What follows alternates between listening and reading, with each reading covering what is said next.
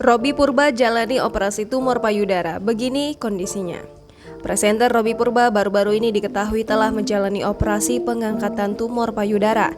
Robby yang terlihat masih lemah dalam video Instagram story-nya mengungkap peristiwa langka yang terjadi padanya melalui unggahan di feed Instagram. Dia kemudian mengungkap rasa sakit yang sudah dialami selama 9 bulan ini.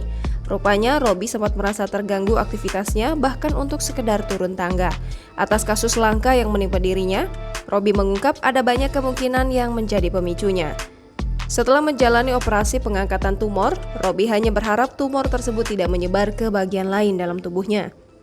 Dalam video yang diunggah di Instagram Story, Robby kemudian berjanji akan membagikan lebih lengkap kisahnya untuk meningkatkan kesadaran pria. Robby juga mengingatkan teman-teman yang rajin ke gym untuk lebih menjaga suplemen yang dikonsumsi. Jangan lupa subscribe, share, komen, dan like ya!